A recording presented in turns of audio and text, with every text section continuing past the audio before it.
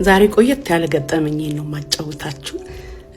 አገር ቤት እያለሁ ብቻዬን ተከራይቼ የምኖርበት ዘመን ነበርና የአከራዮቼ ሰዎች በጣም ጥሩ ሰዎች ናቸው። የአከራዬ ልጅ አንደኛው ወደኔ አንድ ቀን መጣና እንዲህ አለኝ፣ ባርዬ እፈልግሻለሁ አለኝ።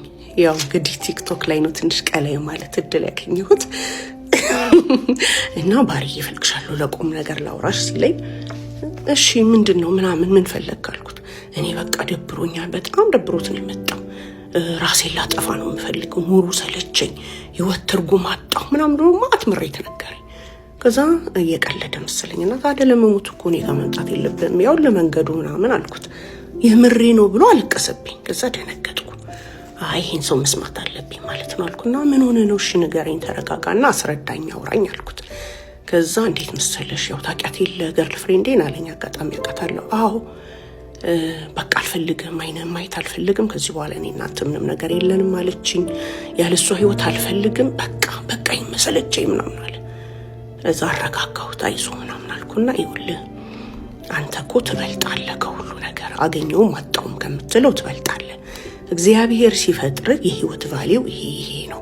ጌታ ኢየሱስ ክርስቶስ እንደዛ ምናምን ብዬ ተነግረው እኔ ስብከት ፈልጌ አይደለም የመጣው፣ ዘለሽ መስበክ ኢየሱስ፣ ዘለሽ በዚህ ጋር ሹልክ ኢየሱስ ምናምን አለ። እንዴ አልኩትና እኔ እኮ ልሰብክ ፈልጌ ሳይሆን ለችግርህ መልስ፣ ለሁሉ ጥያቄ መልስ ኢየሱስ ነው። ስለዚህ እሱን መልስ ነው ማለት ካጣው ነገር በላይ አንተ ትበልጣለህ። የህይወት ዓላማ ይሄ ነው። ከሆነ ይሆናል፣ ካልሆነ ህይወት መቀጠል መቻል አለበት። እንደዚህ ምናምን ስለው ጊዜ አንቺ አይገባሽም አለ። በቃ እንደምን ማረጋግጬ ነገርኩትና እንደ ሴት ደግሞ አንድ ነገር ልንገርችን፣ ጓደኛህን በዚህ ዘዴ እስቲ ሞክር አልኩና የሆነ ሐሳብ ሼር አደረኩት። ከዛ ሻለና እሺ በቃ ምናምን አለና ሄደ። እዛ ከ3-4 ቀን በኋላ መጣ ፍልቅልቅ እያለ። ወይኔ እንደው ሐኪሜ እኮ ነሽ፣ በቃ መድኃኒቴ እኮ ነሽ አለኝ። እለዋለሁ ሰራ አለኝ። ታረቁ። ከዛ በኋላ እንደወለዱ አውቃለሁ። እዛ ሰፈር ውስጥ ወጣ ገባ ስል የሰፈር ዱርዬ ወንበር ላይ ማነው ድንጋይ ላይ የሚቀመጡሉ ከፊቴ እየሄደ ሐኪሜ ነሽ መድኃኒቴ ምናምን እኔነቴ ምናምን የሚል ዘፈን ነበር በዛ ጊዜ። ከፊቴ እየደነሱ ሐኪሜ መጣች ምናምን ይሉኝ። ምንድነው ምናምን ስል ባርዬ እኮ አውርታው ነው እንደዛ የመለሰችው፣ በቃ መድኃኒቱ እሱ ነች አሉ። ዋው አልኩ። ጌታዬ ስም ይባረክ። እኔ ሳልሆን እኔ ጋር ያለው ኢየሱስን መድኃኒቴን ሰጥቼው ነው የህይወትን የሚያስቀጥለውን ሞትን አጀንዳ የሚሰብረውን የእንደገና አምላክ ሰጥቼው እንጂ ከኔ ይሆናል ነበር። ዛሬ መጽሐፍ ቅዱሴን ሳነብ አንድ ነገር ትዝ ብሎኝ ነው ይህን ምሳሌ ነገርኳችሁ። ኢዮብ በሚያልፍበት መከራ ወዳጆቹ መጡና መጀመሪያ ላይ በቃ ማቅ ለብሰው አልቅሰው አብረው ታሳለፉ። ከዛ በኋላ ግን ይሁንብህ ሁሉ በኃጢአትህ ነው እያሉ ይነሰንሱት ጀመር። የዛኔ ምን አላቸው መሰላችሁ? እናንተ የማታውቁትን እኔ ደግሞ አውቃለሁ። እናንተ በሐሰት ለባጮች ናችሁ፣ ሁላችሁ የማትጠቅሙ ባለመድኃኒቶች ናችሁ። ምነው ዝም ብላችሁ ብትኖሩ ይህ ጥበብ በሆነላችሁ ነበር አላቸው።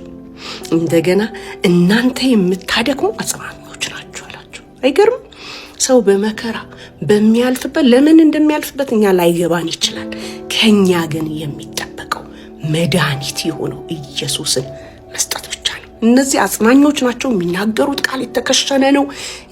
በቃ ሰዎች የሚሰብኩበት ነው። ግን እግዚአብሔር አላካቸውም ነበር። እግዚአብሔር እንዳላካቸው የሚያሳየው ምንድነው? ኤልፋዝ ለሚባለው መጨረሻ እግዚአብሔር መጣና ምን አለው? ቅንን ነገር አልተናገራችሁትምና ቁጣዬ ባንተና በጓደኞችህ ላይ ነዷል። ያው ሁሉ የተከሸነ ቃላት የሚመስለው ቋንቋ ሁሉ ምን ነበር? የእግዚአብሔርን ቁጣ የሚቀሰቅስ ነበር ማለት ነው። ምን ልላችሁ ነው? ይኸውላችሁ በጎን ማን ያሳየናል የሚሉ ብዙ ናቸው ይላል። በዙሪያችን አሉ።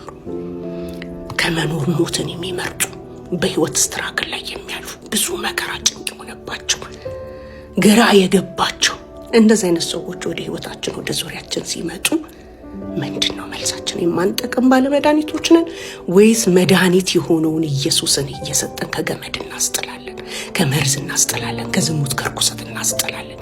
እኛ ውስጥ ያለው ይሄ መድኃኒት ኢየሱስ እየሰራ ነው ወይ? የማንጠቅም ባለመድኃኒቶች አንሆን።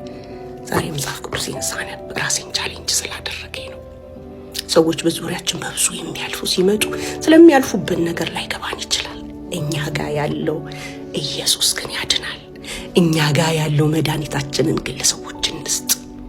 ብዙዎች ተስፋ ቆርጠዋል። ብዙዎች በብዙ ኃጢአት በሰይጣን እጅ ውስጥ በስራት አሉ። ኢየሱስን እንስጣቸው። ኢየሱስ አለን ብለን ለምናስብ ሁሉ የማንጠቅም ባለመድኃኒቶች አንሁን፣ የምንጠቅም ባለመድኃኒቶች እንሁን። በዚህ አጋጣሚ በተለያየ ሁኔታና ነገር ውስጥ የምታልፉ ነገር የከበደባችሁ አይዟችሁ፣ መድኃኒት የሆነው ኢየሱስ አለላችሁ። በምንም አይነት ሁኔታ ውስጥ በምንም አይነት ምክንያት ያላችሁበት አላችሁ ሊሆን ይችላል።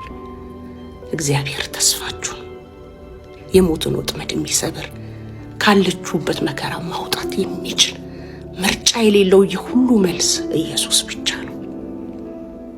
መከራችሁ እንኳን ባይቀየር ከመከራችሁ በላይ መኖር የምትችሉበትን የሚያጫማችሁን አቅምና ጸጋ የሚሰጥ ጌታ ነውና ወደ ጌታ ነው። ያለ ጊዜያችሁ አትሞቱ።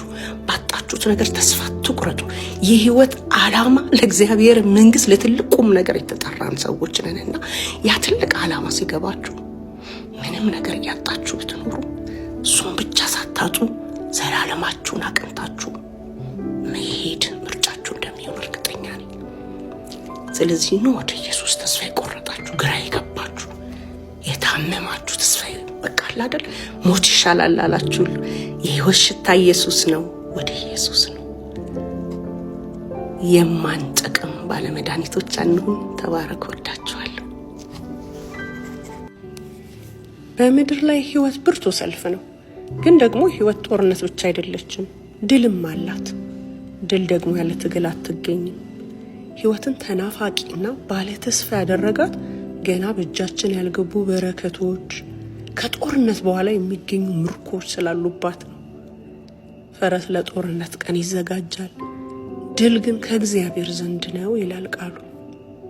እናም ድል የሚሰጠን እግዚአብሔር ከኛ ጋር ነው።